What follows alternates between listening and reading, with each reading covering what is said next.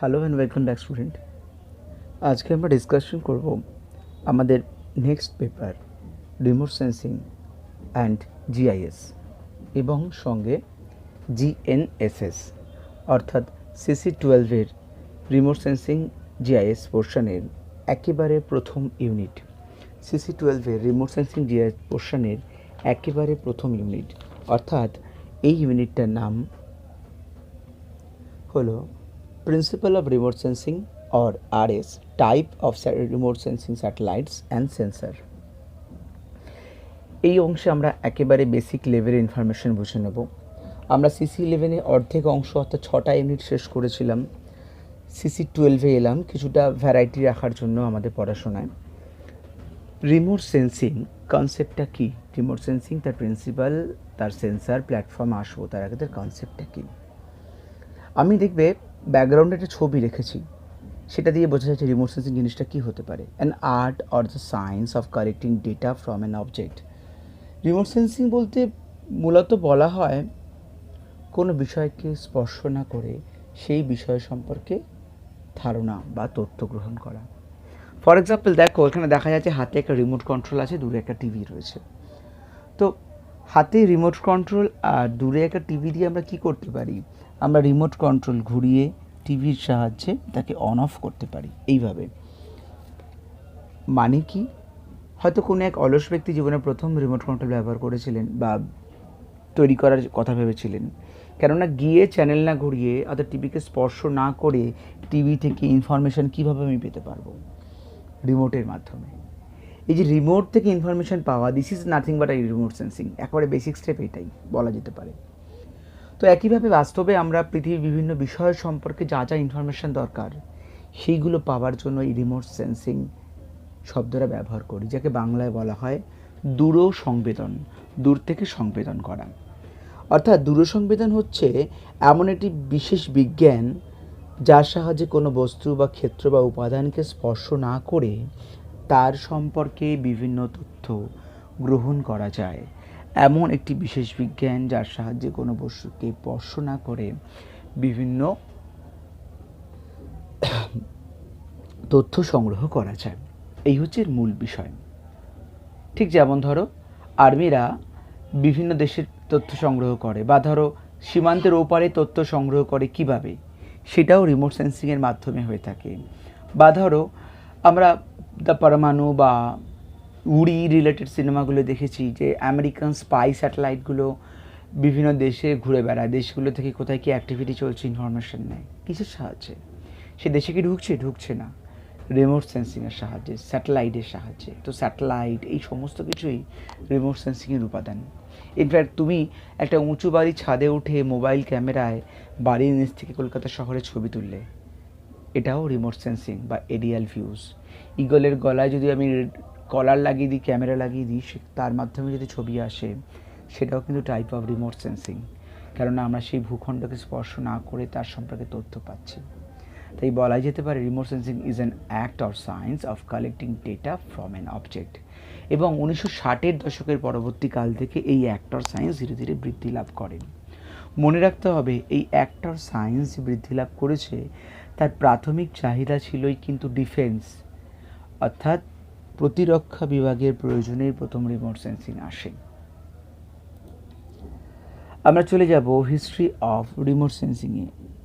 অর্থাৎ remote sensing ধারণাটা কী, remote sensing ধারণা যদি দেখবে এখানে 1859 সালে প্রথম এরিয়াল ফটোগ্রাফি হয়েছিল কিছু। 1862 সালে US আর্মি বেলুন ক্রপ বানিয়েছিল, মানে হট এয়ার বেলুন যেগুলো থাকে না, সেই বেলুনের মাধ্যমে ক্যামেরা লাগিয়ে। 1903 ব্যাভারজেন পিজিয়ন ক্রপ, পায়রার পায়ে ক্যামেরা লাগিয়ে ইনফরমেশন গ্যাদার করার চেষ্টা করা। 1908 first photos from an aeroplane. 1914 থেকে 18 ওয়ার্ল্ড ওয়ার I সময় এই ছোট ছোট প্লেনের মাধ্যমে কিভাবে তথ্য গ্রহণ করা হচ্ছিল। তারপরে ছোট্ট একটা এয়ার ভিউজের কথা বলা হয়েছে 2013-তে। তো লিটারালি আমরা আমাদের দেশ এবং সারাউন্ডিং 60-এর পর থেকে এর চলন মূলত দেখতে পাই বেশি। এর আগে বিচ্ছিন্নভাবে দু একটা ক্ষেত্রে আমরা দেখতে পেয়েছিলাম রিমোট সেন্সিংয়ের ব্যবহার। মাথায় রাখবে প্রথম পরিসংখ্যান ক্ষেত্র, তারপরে অফিস আদালত ইত্যাদি ক্ষেত্র এবং বর্তমানে একাডেমিক ও পড়াশোনার ক্ষেত্রে স্টুডেন্টদের ব্যবহারের জন্য এই রিমোট সেন্সিং কনসেপ্টটা রয়েছে। রিমোট সেন্সিংকে লিটারালি আমরা দুটো ক্যাটাগরিতে আনতেই পারি। একটা ক্যাটাগরি রিমোট সেন্সিং বা তথ্য গ্রহণ করবে, আর একটা ক্যাটাগরি তথ্য বিশ্লেষণ করবে, যাকে আমরা পরবর্তীকালে জিআইএস বলে অন্যান্য ইউনিটগুলোতে পড়ব। তো প্রথম তথ্য কীভাবে গ্রহণ করা হয়, যাকে রিমোট সেন্সিং বলা হয়। আমরা আসি এই যে স্যাটেলাইট রিমোট সেন্সিং বা তথ্য গ্রহণ, এর কাজ কী। আমি একটা কাজ প্রথমেই বললাম যে পরিসংখ্যান ক্ষেত্র। আসা যাক এই অংশে পরিসংখ্যান ক্ষেত্রে তথ্য ব্যবহার করা হয়। Defence and intelligence, defence mapping, surveillance, recognitions and target tracking, এইগুলো করতে বিদেশের কি অ্যাক্টিভিটি সেটা জানার জন্য রিমোট সেন্সিং ইউজ হয়। 2, রিমোট সেন্সিং ইউজ হতে পারে বনজ সম্পদ, কৃষিজ সম্পদ সম্পর্কে জানার জন্য, পরিবেশের অবস্থা, সমুদ্রের অবস্থা জানার জন্য রিমোট সেন্সিং ইউজ হতে পারে। অর্থাৎ এখনকার রিসার্চাররা কোনো জায়গায় না গিয়ে সেই জায়গা সম্পর্কে ইনফরমেশান পেয়ে যান এবং সেই অনুযায়ী তেনারা রিসার্চ করেন। তুমি গোটা কলকাতা ঘোরার দরকার নেই যে কলকাতার গড় তাপমাত্রা, বনভূমি বা জলভূমির পরিমাণ বাড়ছে না কমছে সেটা জানার জন্য। গোটা কলকাতা না ঘুরে আমরা শুধু বেসিক কিছু ইনফরমেশান গ্যাদার করে সেটা নিয়ে কাজ করতে পারবো, যেটা স্যাটেলাইট ইমেজারি দেয়। নেক্সট, গ্লোবাল ওয়ার্মিং সম্পর্কে ইনফরমেশান, কোথায় কত ডিজাস্টার হয়েছে, আর্থকুয়েক হয়েছে, ল্যান্ডস্লাইড হয়েছে বা বন্যা হয়েছে, আমরা ইজিলি স্যাটেলাইটের মাধ্যমে দেখতে পাবো। এছাড়া ধরো আদার্সের মধ্যে আসে কিছু সিটি বা আরবান প্ল্যানিংয়ের জন্য রিমোট সেন্সিং ইউজ করা হয়, ট্রাফিক মনিটরিংয়ের জন্য, Jio science, cartography, hydrology, oceanography সম্পর্কে জানার জন্য, ডেভেলপমেন্ট অ্যান্ড কনস্ট্রাকশন, ইঞ্জিনিয়ারিং কনস্ট্রাকশনে রিমোট সেন্সিং লাগে, সংরক্ষণধর্মী কাজ, ওয়াইল্ড লাইফ সংরক্ষণ, মেরিন সংরক্ষণ ইত্যাদি ক্ষেত্রে রিমোট সেন্সিং কাজে লাগে। এছাড়া আমরা বলতে পারি আবহাওয়ার বিভিন্ন বিষয় সম্পর্কে জানা, বিভিন্ন ধরনের প্রাকৃতিক ও আর্থসামাজিক মানচিত্র তৈরি করা, সম্পদ সম্পর্কে জানা, বিভিন্ন ধরনের জনবসতি সম্পর্কে জানা এবং ভূমির ব্যবহার ও ভূমির শ্রেণীবিভাগ, জল সম্পদ সম্পর্কে জানা, মৃত্তিকা জরিপ ও শস্যের বৈশিষ্ট্য পর্যালোচনা, এই সব ক্ষেত্রে রিমোট সেন্সিং ব্যবহার করা হয়ে থাকে। ক্লিয়ার? যাকে বলবো রিমোট সেন্সিংয়ের প্রয়োগ বা অ্যাপ্লিকেশন। নেক্সট আছে principal of remote sensing. Principal remote sensing বললে দেখা যায় যে রিমোট সেন্সিংয়ের কী নীতি বা কী মূল ধারণা। মূল ধারণাই হচ্ছে ইলেকট্রোম্যাগনেটিক স্পেকট্রাম বা ইএমএসের সাহায্যে বা ইলেকট্রোম্যাগনেটিক রেডিয়েশনের সাহায্যে একটা স্যাটেলাইট থেকে বিভিন্ন তরঙ্গ ভূপৃষ্ঠে পড়ে বা ক্যামেরা থেকে আলো ভূপৃষ্ঠে পড়ে, তার মাধ্যমে আমরা যখন তথ্য গ্রহণ করি, এই গ্রহণ করার প্রক্রিয়াকে আমরা প্রিন্সিপাল বলতে পারি।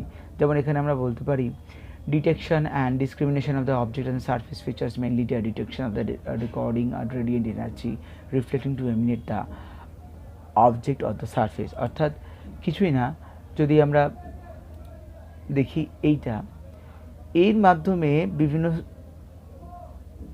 ইলেকট্রোম্যাগনেটিক রেডিয়েশন পাঠিয়ে এইটা যে ঘর, এটা বড় বিল্ডিং, এটা গাছপালা, এটা ঘাস, এটা জলাভূমি, এই তথ্যটা আমরা গ্রহণ করি। এটা হচ্ছে তার প্রিন্সিপাল। এছাড়া আর কি করা যায়? বিভিন্ন ধরনের ক্যামেরার মাধ্যমে বিভিন্ন ধরনের ওয়েভলেন্থ পাঠিয়ে আমরা রিমোট সেন্সিংয়ের সাহায্যে বিভিন্ন জায়গার যে কী আছে সেটা পাই, তাকেই তার বেসিক্যালি প্রিন্সিপাল বলা হয়। নেক্সট, এই জায়গাটা খুব গুরুত্বপূর্ণ। চলে আসে যাক টাইপ অফ রিমোট সেন্সিংয়ে। কী কী টাইপের রিমোট সেন্সিং সেন্সার হয়?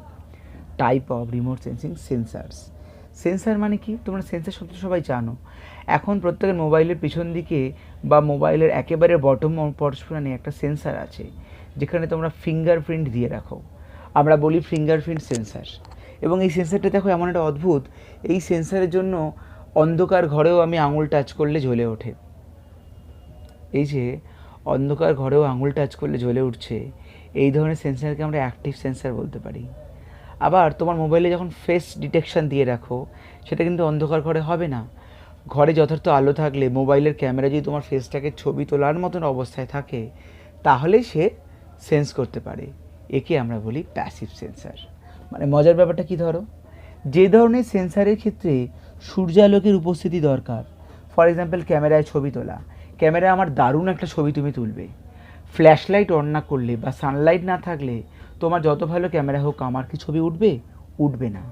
তাই এই যে ক্যামেরায় ছবি তোলার জন্য যেটা কম্পালসারি, সেটা হচ্ছে সূর্যালোক বা সানরেজ বা আলাদা করে কোনো আর্টিফিশিয়াল সোর্স অফ লাইট যা ছাড়া ছবি ওঠে না। যেটা আমার মোবাইলে ফ্ল্যাশ লাইট হতে পারে, বাল্বের আলো হতে পারে, টিউবের আলো হতে পারে, এই সব কিছুই হচ্ছে, বা স্পটলাইট হতে পারে, সব কিছুই হচ্ছে ছবি তুলতে সাহায্য করে। অর্থাৎ এরিয়াল ফটোগ্রাফিতে ক্যামেরার সাহায্যে বা আমাদের মোবাইলে বা ডিএসএলআর ক্যামেরার সাহায্যে ছবি আমরা তুলি, তাকে আমরা বলতে পারি প্যাসিভ সেন্সার। তাহলে অ্যাক্টিভ সেন্সার কি? অ্যাক্টিভ সেন্সার হচ্ছে খুটখুটে অন্ধকারেও তোমার ছবি উঠে যাবে। যেমন আমি বললাম ফিঙ্গারপ্রিন্ট খুটখুটে অন্ধকারেও অ্যাক্সেস হয়, বা খুটখুটে অন্ধকারেও যদি ইলেকট্রোম্যাগনেটিক স্পেকট্রাম বা এই বাঁদিকে ছবিটা দেখো, এখানে ক্যামেরা লাগানো আছে, সূর্যালোক পড়ছে, আমি জায়গার ছবি তুলছি এরোপ্লেনের মাধ্যমে বা বিমানের মাধ্যমে। এখানে ক্যামেরা নেই, এখানে শুধু কতগুলো তড়িৎচুম্বকীয় তরঙ্গ পাঠাচ্ছে। এই তরঙ্গ যদি জলে রিফ্লেক্ট করে এক ধরনের কালার, ধরো নীল রং দেয়, যদি গাছে রিফ্লেক্ট করে ধরো ফলস কালার হিসেবে লাল রং দেয়। একে ডিটেক্ট করে আমি বলতে পারি এটা বনভূমি, এটা জলাভূমি। সেটা দিনেও হবে, রাতেও হবে। তাই দিনে বা রাতে কোনো আলাদা করে সূর্যালোকের উপস্থিতি ছাড়াই যদি ছবি তোলা সম্ভব হয়, তখন তাকে অ্যাক্টিভ সেন্সার বলা হয়। ঠিক এই কারণে যে কোনো ধরনের স্যাটেলাইট ইমেজারি, যে কোনো ধরনের আর্টিফিশিয়াল স্যাটেলাইট ইমেজারি হচ্ছে আমাদের অ্যাক্টিভ রিমোট সেন্সিং সেন্সার।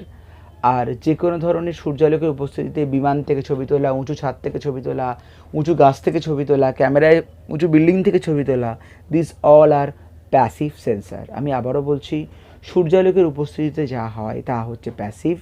সূর্যালোকের উপস্থিতি ছাড়া তড়িৎ চুম্বকীয় তরঙ্গের মাধ্যমে যা হয় তা অ্যাক্টিভ।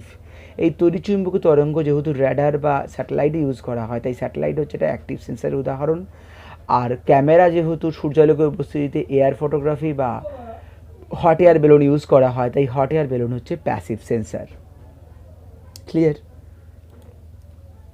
এখানে আরও একটু ক্লিয়ার করা হয়েছে, সূর্যালোকের উপস্থিতি এক প্যাসিভ সেন্সার, সূর্যালোকের উপস্থিতি ছাড়া অ্যাক্টিভ সেন্সার কাজ করছে। প্যাসিভ আর অ্যাক্টিভ, একটা স্যাটেলাইট, একটা এয়ার ফটোগ্রাফি। একটা ক্ষেত্রে ইলেকট্রোম্যাগনেটিক স্পেকট্রাম কাজ করছে, একটা সানলেস বা আদার আর্টিফিশিয়াল রেজ কাজ করছে। নেক্সট আসছে টাইপ অফ স্যাটেলাইট। আমি তো বললাম এয়ার ফটোগ্রাফি আর স্যাটেলাইট দুটো অংশ। এর একটা অংশ হচ্ছে স্যাটেলাইট। স্যাটেলাইট বলতে আমরা যা বুঝি চন্দ্র বা চাঁদ আমাদের স্যাটেলাইট। একে বলা হয় প্রাকৃতিক স্যাটেলাইট বা প্রাকৃতিক উপগ্রহ, যা পৃথিবীকে প্রদক্ষিণ করে ঘোরে। কিন্তু আর কিছু উপগ্রহ থাকে যা আর্টিফিশিয়ালি পৃথিবীকে প্রদক্ষিণ করে। কিছু উপগ্রহ থাকে পৃথিবী যেভাবে পশ্চিম থেকে পূর্ব দিকে ঘোরে সেইভাবেই পৃথিবীকে প্রদক্ষিণ করে, অ্যান্টি ক্লকওয়াইজ, ঠিক পৃথিবীর মতোই হরাইজেন্টালি। অর্থাৎ পৃথিবী ঘুরলে এই স্যাটেলাইটগুলো পৃথিবীর সঙ্গে সঙ্গে ঘুরছে। মানে পৃথিবী থেকে যখনই স্যাটেলাইট দিকে তাকাবো তখন সেটা একই জায়গায় দেখতে পাবো। যেমন ধরো আমাদের টিভির স্যাটেলাইটগুলো, স্টার জলসা সকালেও চলে, রাতেও চলে, কিন্তু স্যাটেলাইটের মাধ্যমে তো এটা পাঠানো হয়। আমাদের সেটটপ বক্সগুলো একই দিকে মুখ করে থাকে, এবং ওই স্যাটেলাইট যখন ঘোরে সেটটপ বক্সগুলোও ঘুরছে পৃথিবীর সাথে, ফলে সবসময় আমি একই পাই। এই ধরনের স্যাটেলাইটগুলোকে বলা হয় জিও স্টেশনারি স্যাটেলাইট। এই ধরনের স্যাটেলাইটগুলোকে বলা হয় Jio stationery satellite. Clear?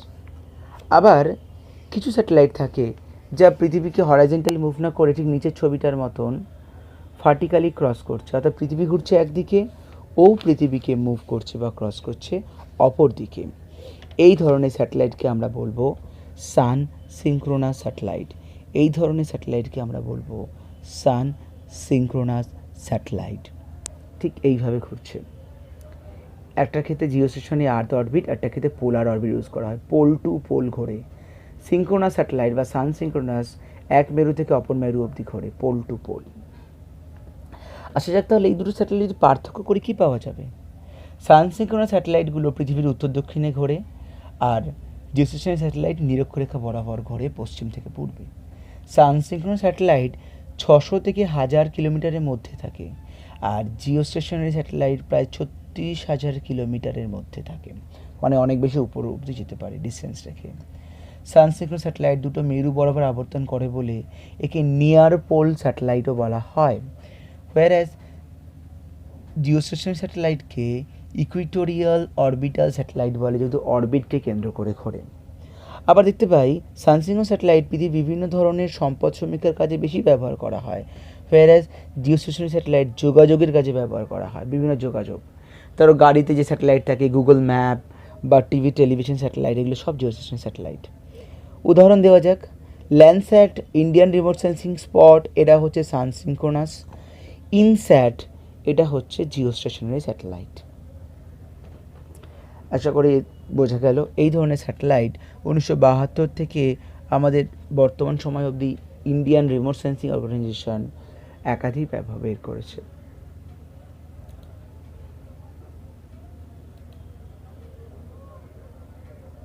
Excuse me.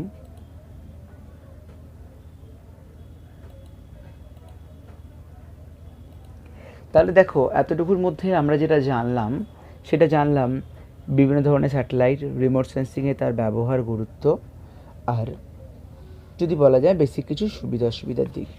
এতটুকু এই অংশে আমরা জেনেছি। আমি আরও একবার ইউনিট 1-এর ক্ষেত্রে সিলেবাসটা তোমাদেরকে আমি রিভাইজ বলে দেবো, যেখানে রিমোট সেন্সিং স্যাটেলাইট কী, রিমোট সেন্সিং সেন্সার কী, এই দুটো আলোচনা করা হয়েছে।